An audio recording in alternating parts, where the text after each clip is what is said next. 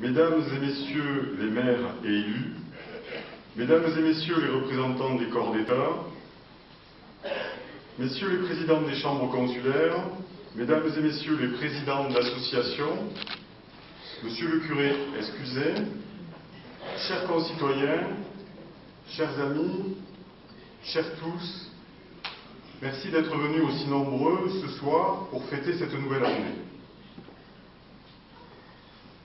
2015 fut une année terrible pour la France, pour la République, pour la liberté et pour la laïcité. Cette année a commencé dans l'horreur des attentats du 7 janvier contre Charlie Hebdo et contre l'hypermarché Cacher, porte de Vincennes.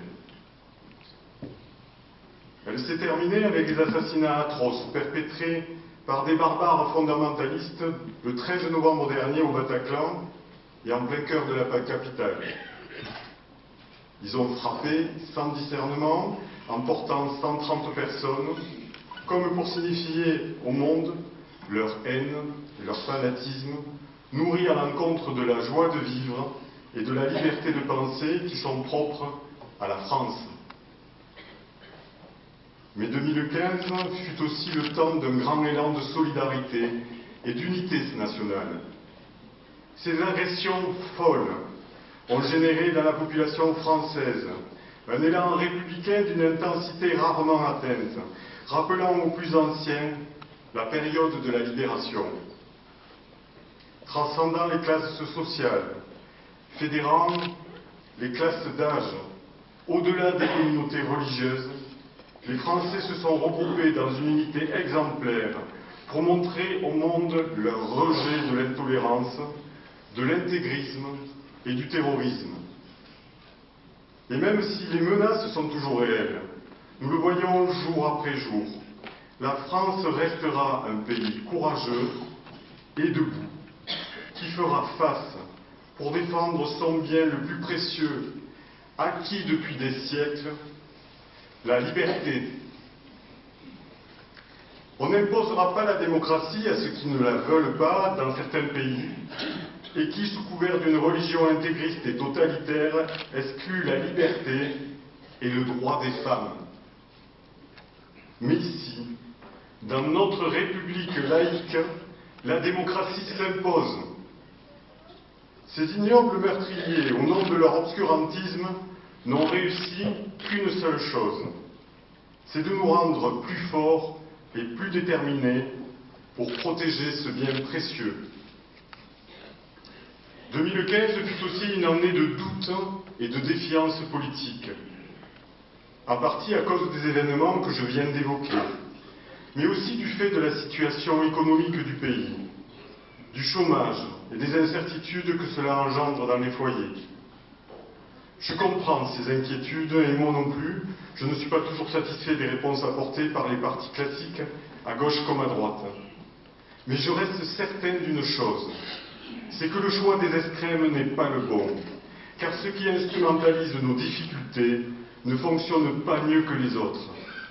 On ne base pas une politique nationale sur la peur, l'exclusion et l'aventure économique, et encore moins une politique locale. J'ai toujours avancé librement dans ma vie et j'entends continuer. Personne ne m'enfermera dans le camp et vous l'avez compris, je sais dans lequel je n'irai jamais, n'en déplaise à certains. Il n'y a pas de bonnes idées de droite ou de gauche, il n'y a que des bonnes idées. Je sais aussi qu'il existe une autre voie. Il y a des solutions en dehors de la radicalisation politique. Il faut rester pragmatique, gagner progressivement la bataille du développement territorial pour renforcer notre économie, même si c'est difficile. Bien sûr, ce chemin est moins médiatique. Il ne passe pas par de la propagande, des effets d'annonce, par la recherche effrénée de publicités tapageuses, par des idéologies simplistes ou des raccourcis trompeurs et malsains. Il est fait d'une lutte, d'une énergie, d'une volonté de tous les jours pour mettre en place des projets innovants qui créeront des emplois. Il est fait de mobilisation constante pour fédérer des financements extérieurs afin de ne pas augmenter les impôts locaux. Il est fait de synergie et de solidarité entre les communes du Biterrois, qui ont conduit l'agglomération, par exemple, à financer les réfections de façade des allées Paul Riquier à Béziers, à requalifier les écluses de Fonserrane, toujours à Béziers, mais aussi à développer prochainement, à Valras-Plage et à Sérignan, un écoport ou encore à réaliser bientôt à Sauvian la piscine du Sud. Vous le comprenez tous, qu'il s'agisse d'une petite commune ou d'une grande ville, personne ne peut aujourd'hui tirer seul son épingle du jeu. Notre avenir passe forcément par une vision partagée et raisonnée de notre territoire, afin d'agir ensemble. À l'aube de cette année 2016, précédée par ces périodes de cauchemar et par ces moments de doute politique, je souhaite ce soir vous parler d'avenir, d'innovation, de développement et de croissance. L'avenir, c'est d'abord celui que nous préparons à nos enfants. À Sérignan, cette conscience de travailler pour les générations futures guide notre action. Bien sûr, celle-ci s'inscrit dans le présent. Vous pouvez déjà apprécier nos nombreuses réalisations qui petit à petit rentrent dans le quotidien, dans votre quotidien. Mais ces réalisations sont aussi des investissements pour l'avenir. Elles sont certes prévues pour vous accompagner, mais aussi pour profiter à vos enfants et demain à leurs enfants. Ainsi, par exemple, l'extension de l'école Paul Bert servira durant des années à des générations d'élèves. La création de multiples pistes cyclables en réseau mettra durablement en sécurité des centaines de promeneurs à vélo ou à pied. Le futur gymnase, à côté du lycée, accompagnera des décennies durant les étudiants du Biterrois et les sportifs sérignanais. La maison de la vie associative, dont les travaux doivent débuter d'ici quelques mois, servira bien nos associations et pour longtemps. Récemment, la ville a lancé une opération de replantation de 350 arbres. Cette initiative, développée à côté des jardins familiaux, en partenariat avec les enseignants, s'inscrit dans le cadre d'une opération dénommée l'école de la biodiversité.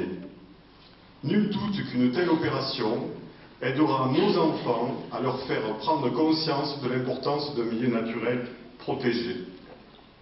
De la même façon, les activités mises en place, le savoir-faire développé par les services municipaux durant le temps d'accueil périscolaire constitue une autre des facettes de cet investissement de la collectivité pour l'avenir.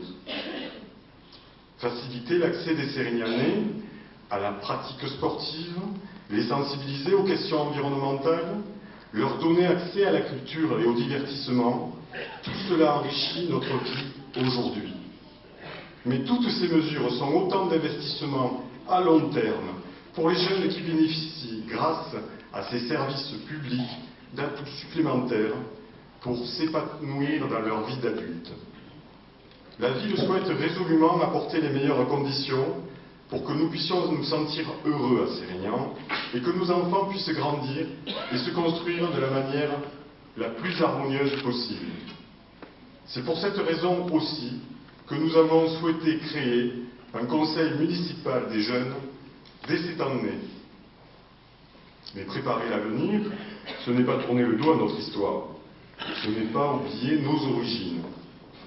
Le philosophe Confucius disait « La lanterne du passé doit, au présent, éclairer le chemin de notre avenir. »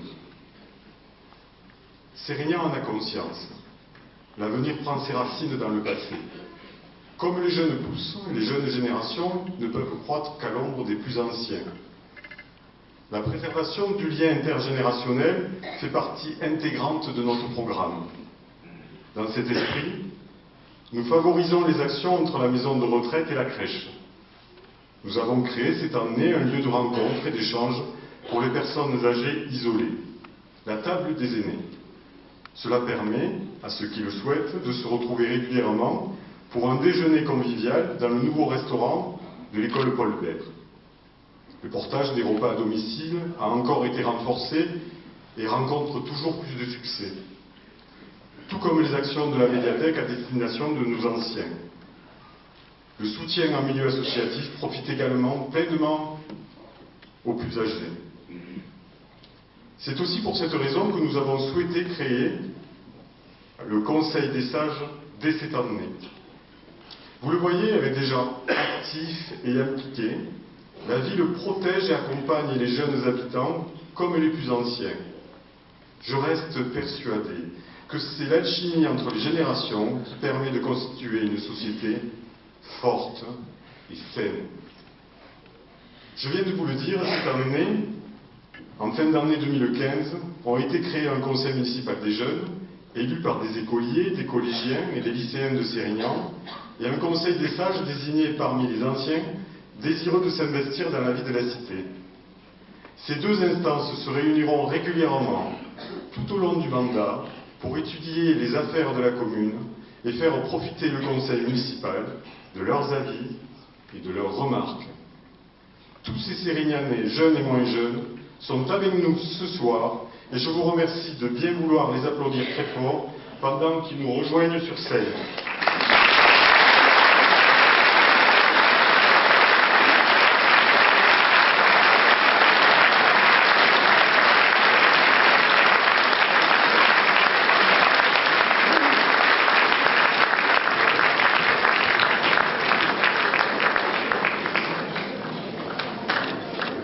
Merci à tous d'être autour de moi ce soir pour montrer à tous nos invités notre détermination pour faire avancer ensemble Sérignan de la meilleure façon vers son avenir, vers notre avenir.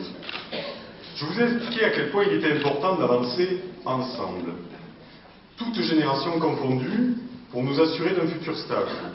Je veux maintenant évoquer avec vous une autre solidarité incontournable, celle qui doit exister entre les territoires. Les communes, grandes ou petites, ne peuvent plus avancer seules.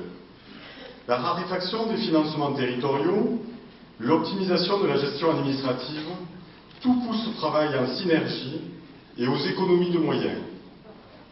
La ville de Sérignan est pleinement engagée dans cette dynamique vertueuse. D'une part, vous le savez, parce que je préside la communauté d'agglomération Béziers-Méditerranée, et d'autre part, c'est une volonté forte pour nous, depuis des années maintenant, parce que nous ne voulons pas augmenter les impôts communaux et que nous devons trouver d'autres moyens que le recours à la fiscalité pour financer nos projets. Je retiendrai 3 réalisations effectives ou à venir qui s'inscrivent pleinement dans cette philosophie. Le majestueux lycée Marbloch, réalisé par la région, et son gymnase dont la construction va prochainement démarrer. La passerelle sur l'Aube et la requalification de la route départementale vers Sérignan-les-Plages, réalisée par le département. Enfin, le futur écoport pris en charge par notre communauté d'agglomération. Oui, en 2 mandats, avec mes équipes successives, nous aurons su nous appuyer sur l'ensemble des forces vives institutionnelles pour faire entrer pleinement Sérignan, mais aussi le Grand Biterrois, dans le XXIe siècle. Vous le voyez, malgré une situation tendue, des solutions existent. Malgré la crise, malgré la diminution des dotations de l'État, les investissements qui vont irriguer le territoire dans les prochaines années dépasseront tout ce qui a été fait jusqu'à maintenant. Ces équipements participeront à soutenir notre économie locale et dynamiseront dans les prochaines années. Les protections contre les inondations seront opérationnelles d'ici 4 à 5 mois. La zone de la FUA se développe à proximité de Valras-Plage, comblant le déficit de logements sociaux de la ville, permettant à nos jeunes de se loger en restant à Sérignan. Mais cette zone apportera aussi du travail pour certains et des ressources supplémentaires pour la ville. L'écoport constituera un autre pôle majeur de développement économique de notre secteur, et ce bien au-delà de la commune. De même, la piscine, entérinée par l'agglomération entre les zones urbaines de Sauvian et Sérignan, générera du travail pour les entreprises et du bien-vivre pour les habitants.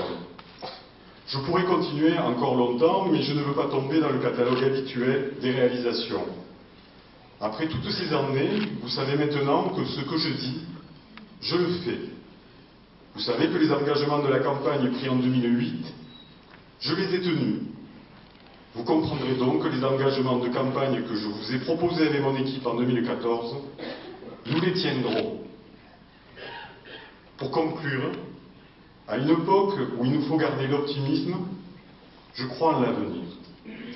Nous avons d'abord un territoire ouest révolté, paysage authentique, encore sculpté par les travailleurs de la vigne et son formidable potentiel touristique encore en devenir. Nous avons ensuite une économie biterroise qui doit être relancée par de grands projets, aussi bien publics que privés. Nous avons enfin un véritable savoir-faire sérignanais avec les partenaires institutionnels. Et quels partenaires que cette nouvelle grande région qui vient de naître. Elle additionne de Toulouse à Montpellier, des Cévennes à la Méditerranée, des Pyrénées aux portes de la Camargue, tous les atouts nécessaires à un développement moderne.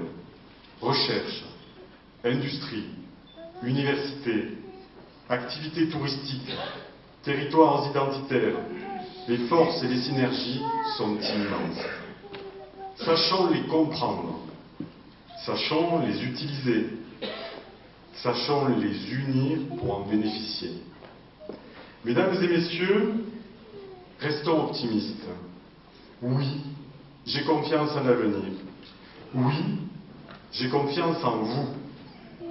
Je veux croire au courage, à l'optimisme, à l'action constructive et à la mobilisation de tous. Merci de m'avoir écouté et je souhaite à tous une année solidaire, éclairée et pacifiée.